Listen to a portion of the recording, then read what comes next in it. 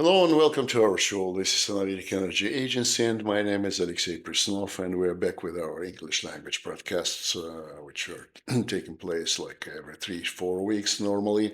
But this time we had a break for about a month and a half, I think.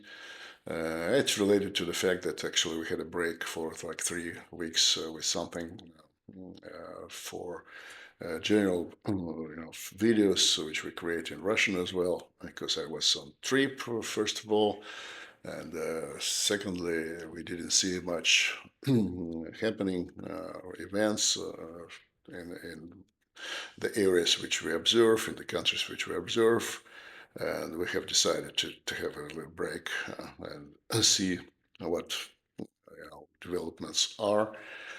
And last week we returned back to work and we produced like three videos in Russian already. Two of them were devoted to Kazakhstan and one of two devoted to Russia. And today we're just trying to summarize what is going on in the sector, which we observe, in Russia, Kazakhstan, and sometimes we just look at the Central Asia in general. And I think it's could be interesting for you. Let's start. We will start with Russia. In Russia, we see the continued discussion of what to do with the investment sector, because there is a general plan of allocation of power facilities there up to 2042. It requires 40 trillion rubles. It's about, I think it's $400 billion should be allocated there, should be found somewhere, and spent. And facilities should be built. It's about 88 gigawatts of generation plus, of course, grid expansion, and it's many tasks are there. But the thing is that there is no mechanism, sustainable mechanism to provide necessary resources for that kind of task to be fulfilled, to be carried out. And that's a problem right now. No, the reasons are the same. It's very high inflation in Russia. Actually, the inflation is not so high. Officially, it's about 10%, but think is that key bank rate is 21% right now. It was preserved just yesterday. And it means that loans given at the rate of 25-30%, and of course it's unacceptable for any kind of industrial constructions, especially in power sector. What to do with that? There is different options. There are different discussions. For instance, big consumers they offer to create kind of development approach there, like in development of housing and commercial development. It means that consumers should kind of give money to some special escrow accounts, and from those escrow accounts, the generation company should take money little by little and to build necessary facilities without a banking sector. But at the end of this process, of course, in the housing or the commercial facilities, at the end you will have those who give the money, they become the owners of that kind of objects. But in that proposal, generation company, this become the owners of these objects which are built on the money on the money which were taken from the customers, from the consumers. That's a main contradiction. It's like a legal problem also, because it looks like there is a network when you connect to network, when you have an access, so-called access fee, you pay to the network company, to the grid company, and that builds for you some new lines and so on, and then when everything is set, the lines just stay at the disposal of those great company, which also gives raises some questions of on legal why on with your money they built their facilities which belongs to them. But in the socialized this socialized facilities like network like grid, it's more or less explicable because actually they they build it for all those consumers, and it's a very high rate of socializing these resources. But when it comes to generation, it's a little bit, it seems to be like kind of strange.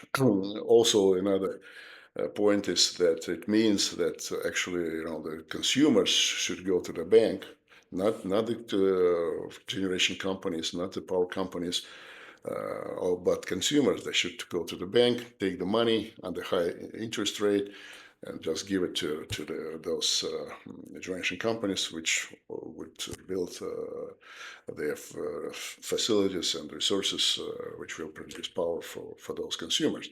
So it's kind of they just transfer the load and the problem from one shoulders of generation company to the shoulders of consumers.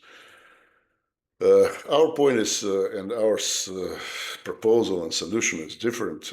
We think that should be a real market there in the investment sector. It should be just relieved of all those obstacles which are which are linked to the situation of macroeconomics, because it's not the problem of the industry itself, because high inflation and high capital costs, it's a problem which is beyond the influence of the industry actors. Therefore, there should be a direct competition between incumbent generation and new ones, all those modernization projects and so on. And so the way it's taking place in America, for instance, or in Britain as well, some other markets. So it's a market-wide capacity market. It's a market auctions for like 3-4 years ahead, with some additional adjustments and so on. But the cost of capital should be nominated, so let's say about 10-12%, and the rest of that, it's like a premium for like a country premium. I mean, country risk actually.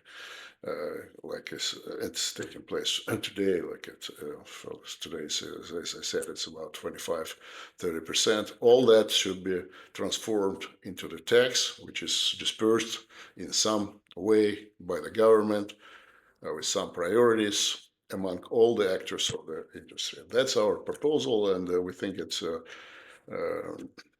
it's a only way to out if we look at the situation on the basis of market solutions. The other option is, of course, which is promoted very much right now by different actors, by different speakers on different levels, just to go back to the Soviet-style economy, plan economy. And as the reform was produced by, and it was carried out by Chubais company. It's Anatoly Chubais. He had one of the political figure at that time, in the beginning of the century, at the end of last century. He was a political advisor to Yeltsin and so on. And of course, at this time when he immigrated back in 2022, of course, his political weight is close to zero, and therefore, actually, there are some criminal investigation against him and against his aides and his entourage, and that creates a ground for this discussion that let's abandon all this Chubais reform, all this market model, because it doesn't fit for Russia, because Russia is a very cold country. We have different weather. We don't need all this market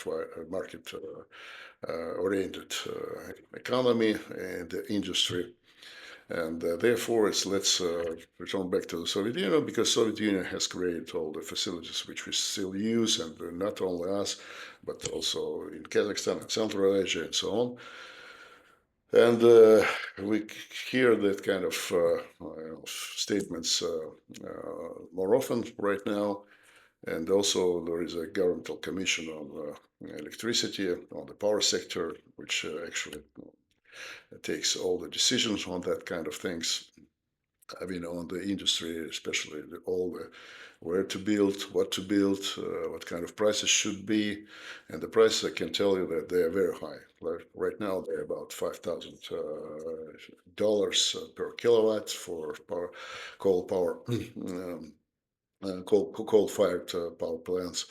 No, for gas plants a little bit lower, so we can see this new tenders are being structured for Far East, for instance, just recently, just a few days ago. But we are actually on the crossroads. At the crossroads, we have to make it decision, and this is what is interesting. And I hope that all this geopolitical situation, which is now taking shape, with the ending of this war with Ukraine, maybe that gives, and also there are some, as you know, there is discussion that we need to cooperate with the United States, some economic projects and so on and so on. And I think it supports the option of market-oriented development. Let's see what will happen. It will be more or less clearer in the near future, I think, within the next 3-4 months. That's about Russia. Let's talk about a little bit about Kazakhstan, because Kazakhstan is also interesting, and Central Asia as a whole. There is no market there, still no market, but there are many ambitious plans. Optimistic approach that we will build very soon. Like in Kazakhstan, not just one nuclear power plant, like 2-3 power plants in the near future up to 2035. And we will export electricity to Europe with Uzbekistan and Azerbaijan through Caspian Sea with an underwater cable. Also, as you know, it was a big summit between all those Central Asian countries, leaders, and European leaders, European Union leaders. They came to, I think it was Samarkand, right, in Uzbekistan. They had a meeting there. And this meeting, which they held, I think it was beginning of April, it showed that, of course, the European Union, with regard to current attitude to Russia, tries to somehow to separate Central Asia from Russia. It was clearly shown there on that meeting. But of course, Central Asian leaders, they are very cautious about that, especially Kazakhstan, because it's very much linked to Russia. It has a lot of ties with this, economic ties, and the power industry as well. As you know, actually, right now they import electricity from Russia, and Russia balancing their power system, and also it's balancing the whole Central Asia's power system, because also it's Kyrgyzia and Uzbekistan, all those countries which are linked together, because Tajikistan, as far as I know, it's still not linked. It was isolated from those other countries, Central Asian countries, and as well as Turkmenistan.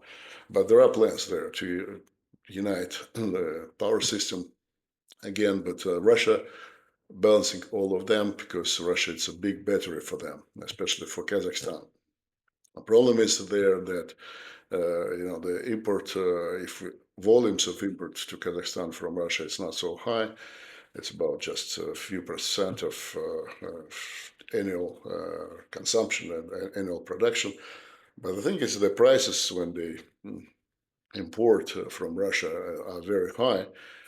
Why? Because they import at the same time when in Russia prices are very high. Because in Russia we have this market, we have day-ahead market, and we have capacity market. But capacity market is not spread even like in Kazakhstan. They have also capacity market, but there is no market, competitive market there at all.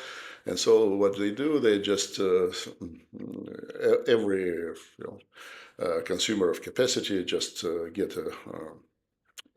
just gets the bill for capacity, which is even spread to all the hours of consumption. But in Russia, it's a different situation. In every region, there is a peak, which is actually you don't know that in advance. You have to predict it. No, it's predictable more or less, especially with the help of AI.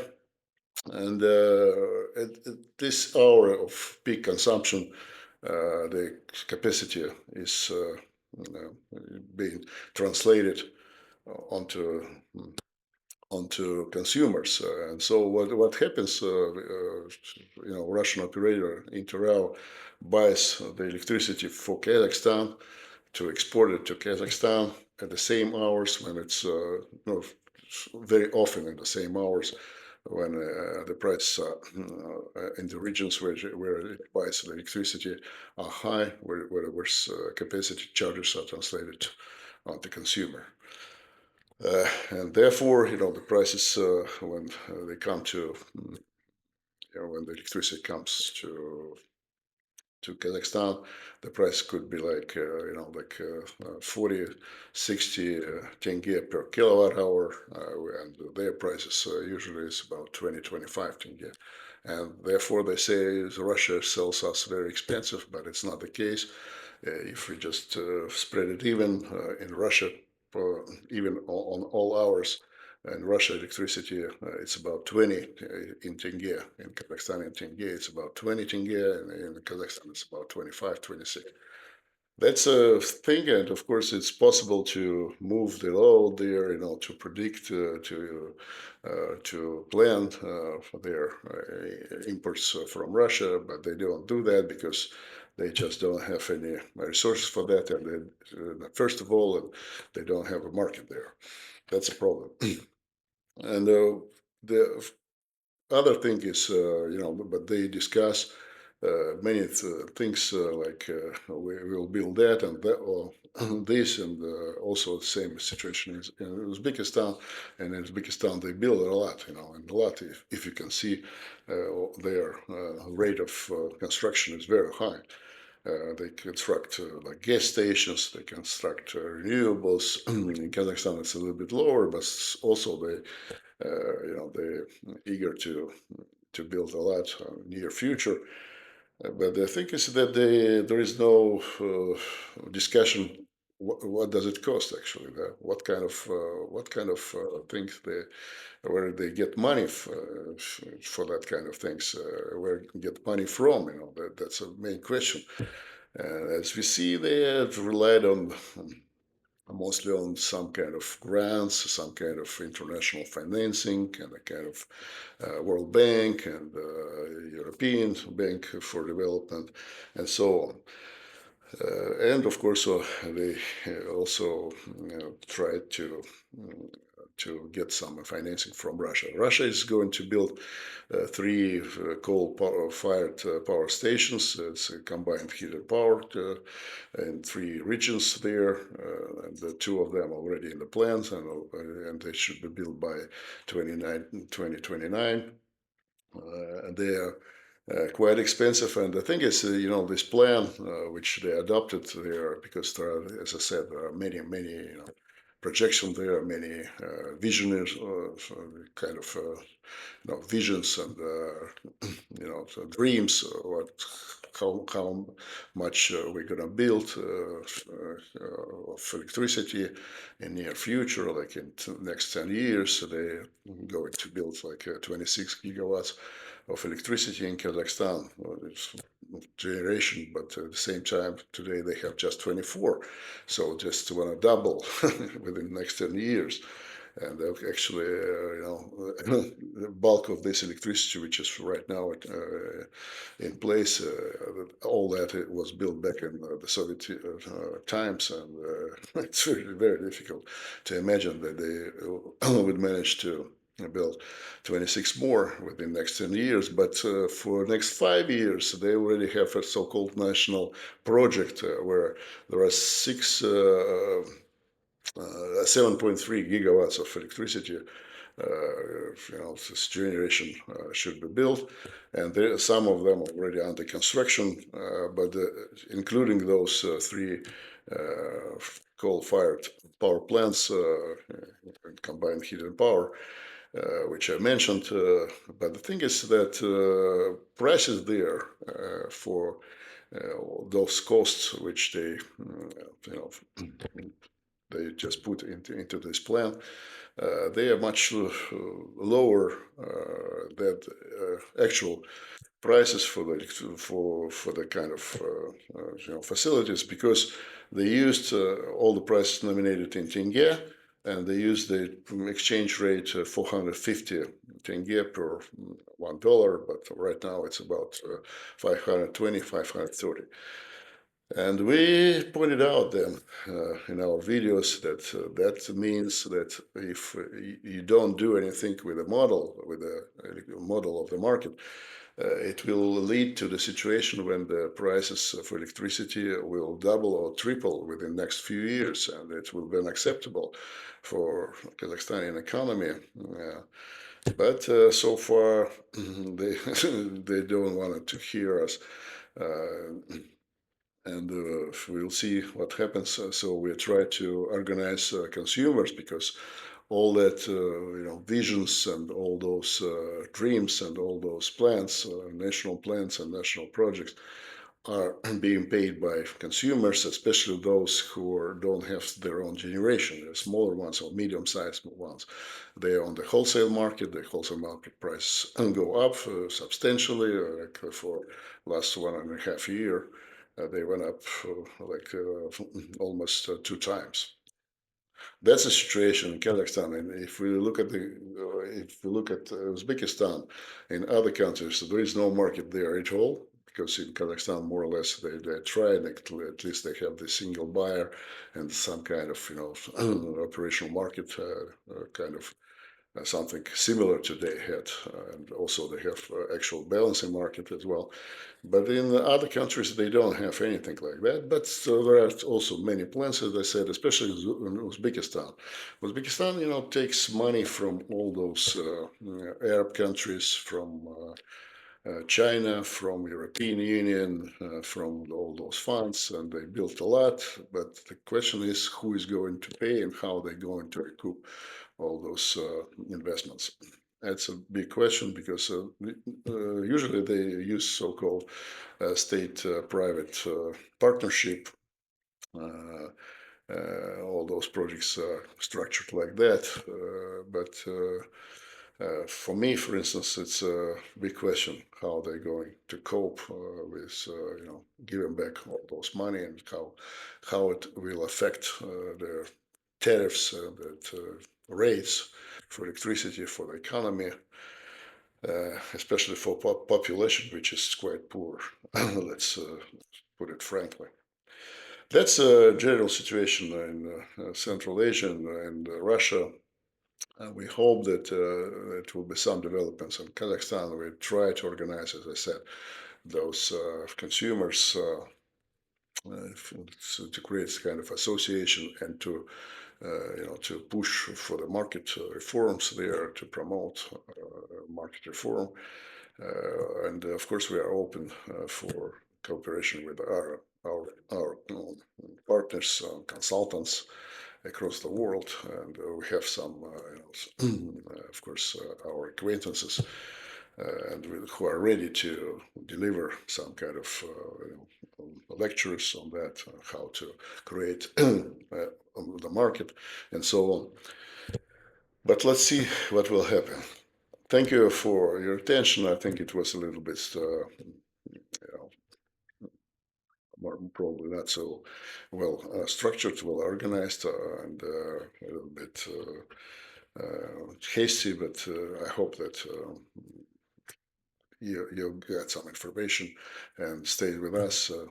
See you next time. Thank you.